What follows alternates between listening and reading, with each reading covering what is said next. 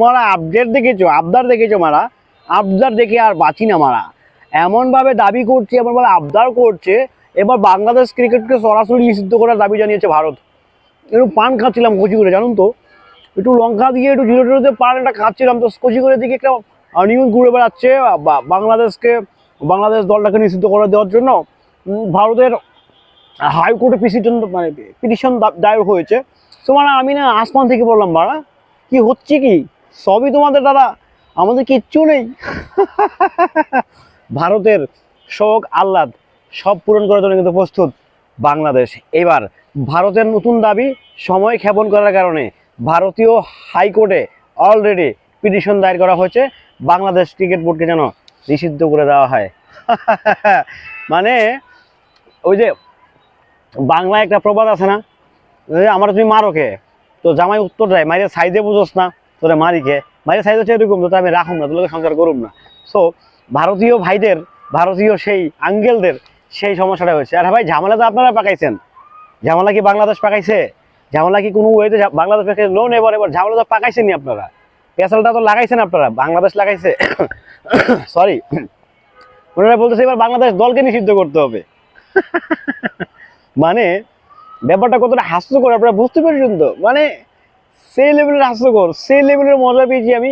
বাংলাদেশ দলটাকে নিষিদ্ধ করতে হবে এখন, না হলে ভারত গিয়ে খেলতে হবে, উপায় নেই, হয় নিষিদ্ধ হও নাহলে ভারত গিয়ে খেলো। মানে আবদার, মামার বাড়ির আবদার, মানে ইলিশ মাছ যেভাবে পায়, ইলিশ মাছ যেই আবদারে নেয়, তো সেই আবদারে তারা একটি আবদার করে বসছে যে এবার বাংলাদেশ দলটাকে নিষিদ্ধ করে দেওয়া, সময় ক্ষেপণ করা হয়েছে, সব কিছু করা হয়েছে, সেটা তারা আসছে না।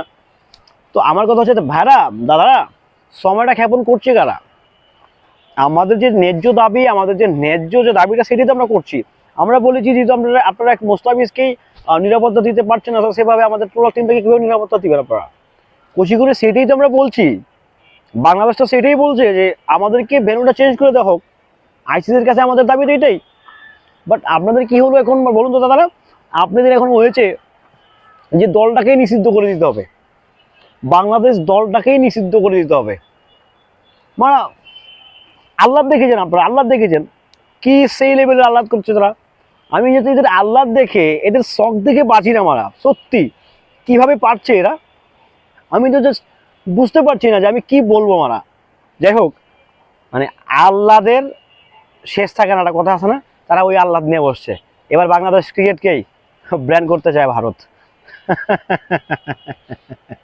মানে মেয়াদ উত্তীর্ণ শুকনা পাতা খেয়ে, মানে সেই লেভেলের শুকনা পাতা, সেই লেভেলের, তুই আসবি না, তুই খেলবি না, তোকে আমি খেলাবো, তোকে নিষিদ্ধ করে দিব মারা, ভারতে ঢুকতে পারবি না তুই।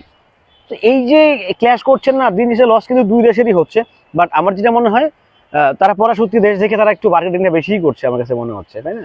বাট এটা ঠিক না, ফেয়ার জাস্টিস হইতে হবে। আমরাও তো হাইকোর্ট চিনি, রাইট? আমরাও আদালত চিনি।